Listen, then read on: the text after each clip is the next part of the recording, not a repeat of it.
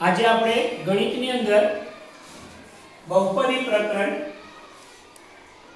પ્રકરણની અંદર જે એક્ઝામ્પલની વાત કરીશું એ બોર્ડની પરીક્ષામાં 2 ગુણની અંદર પૂછાય છે અને આ દાખલો ખૂબ જ મહત્વનો છે કારણ કે દર વર્ષે બોર્ડની પરીક્ષામાં પૂછાય છે। તો દાખલો છે કે તમને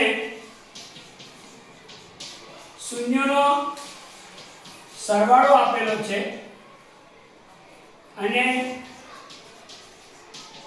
શૂન્યનો ગુણાકાર આપેલો છે। આ શૂન્યના સરવાળા અને શૂન્યના ગુણાકાર ઉપરથી બહુપદી શોધતા શીખવાનું છે। બહુપદી લખો। પરીક્ષાની અંદર 2 ગુણની અંદર આ દાખલો પૂછાશે। હવે આપણે લઈએ કે શૂન્યનો સરવાળો આપ્યો છે 1/4 ને ગુણાકાર આપ્યો છે -1। હવે બહુપદી પ્રકરણમાં દ્વિઘાત બહુપદી હોય તો 2 શૂન્ય હોય, ત્રિઘાત બહુપદી હોય તો 3 શૂન્ય હોય, પણ અહીંયા આપણે દ્વિઘાત બહુપદીની વાત કરીશું। હવે દ્વિઘાત બહુપદી કઈ રીતે લખાય તે પહેલા આપણને ખબર હોવી જોઈએ। દ્વિઘાત બહુપદી બરાબર ax² bx c। એટલે દ્વિઘાત બહુપદી આપણે આ રીતે લખી શકીએ છીએ। હવે આ બહુપદી લખવા માટે આપણી પાસે a b અને c હોવો જોઈએ।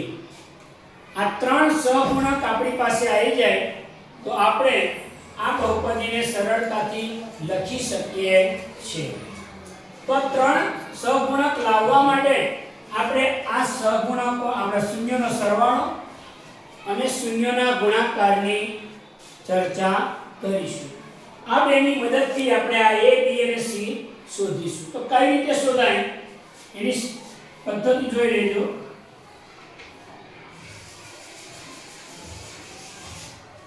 સૌથી પહેલા શૂન્યનો સરવાળો સૂત્ર ખબર હોવી જોઈએ। શું સૂત્ર છે સ્નેહા? -b/a બરાબર સરવાળો કેટલો આવેલો છે 1/4। ફરીથી એકવાર ધ્યાન રાખજો, શૂન્યનો સરવાળો જે છે એના ઉપરથી આપણને 2 સહગુણક મળશે, એક b અને એક a। એટલે સરવાળો -b/a બરાબર 1/4 લખીશું। પછી શું કરવાનું? આ a ને ત્યાં લઈ જવાનો અને 1 ને અહીંયા લઈ જવાનો। -b/1 a/4। હંમેશા દરેક દાખલામાં આ નિયમ પકડી રાખજો કે મારે દરેકને અલગ અલગ શોધવો છે, એટલે મારે જે નીચે છે તેને ઉપર લઈ જવાનો, ઉપરવાળા નીચે લઈ આવવાનો, અને આગળ ગણિતમાં કહેવાય એકાંતર પ્રમાણ। હવે આ ગુણોત્તર કેટલો છે મને ખબર નથી, એટલે શું અચળાંક ધારી લઈશ k। શું ધારી લઈશ? અચળાંક k। હવે -b/1 બરાબર k, a/4 બરાબર k। તો -b k का k અને આ બાજુ a બરાબર 4k, કારણ કે 4 આમ સામે ગુણાશે તો મને 1 મળી ગયો। a મારો કેટલો છે 4k, b બરાબર k આવે, આ -k ને આપી દઉં તો મારા b ની વેલ્યુ કેટલી આવી k। તો તમે જોઈ શકો છો કે શૂન્યનો સરવાળો મને જે આપ્યો હતો એ સરવાળાની મદદથી મેં b ફાઇન્ડ કર્યો, a ફાઇન્ડ કર્યો, એટલે મારે 2 વેલ્યુ આવી। મેં તમને 3 વાત કરી, a b અને c। હવે મારે c શોધવા માટે કોનો ઉપયોગ કરવાનો? શૂન્યનો ગુણાકાર। ભાઈ ધ્યાન આપજો, શૂન્યોનો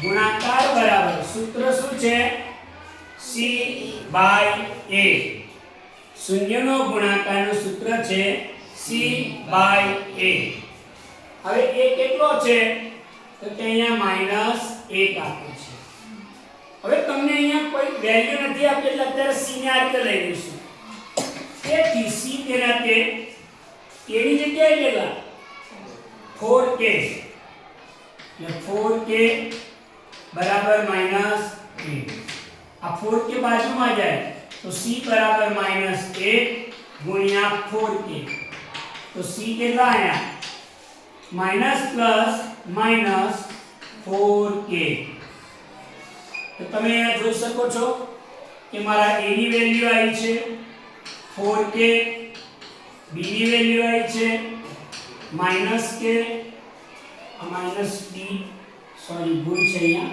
સુધારી લીધું અને c ની વેલ્યુ આવી છે -4k હવે આપણે લખીશું દ્વિઘાત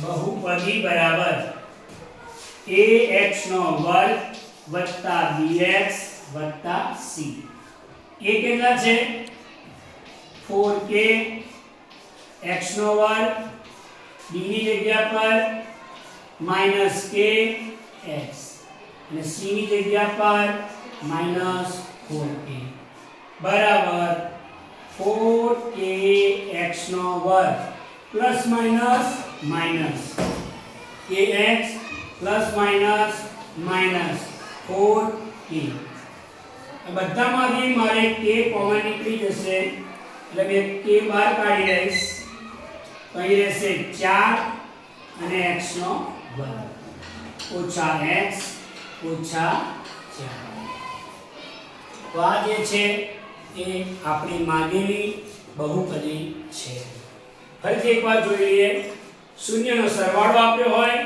શૂન્યનો ગુણાકાર આપ્યો હોય તેના ઉપરથી બહુપદી લખો આવો પ્રશ્ન બોર્ડની પરીક્ષામાં વારે ઘડીએ પૂછાયેલો છે જેમાં તમારે શૂન્યનો સરવાળો બદલાય ગુણાકાર બદલાય પણ આ જ પદ્ધતિથી તમારે દાખલો ગણવાનો છે શૂન્યનો સરવાળો -b/a એને ત્યાં લઈ જાઓ એને અહીંયા લઈ જાઓ એકને એકાંતર પ્રમાણ વાપરો k ગુણોત્તર ધારી લો એટલે તમને a અને b મળી જાય એ જ વસ્તુ a ની વેલ્યુ અહીંયા મૂકી દેવાની એટલે c મળી જાય એટલે a b અને c આયા પછી કિંમત મૂકી દે તો આ પ્રકારે તમે બીજા અન્ય દાખલાની પણ પ્રેક્ટિસ કરી શકો છો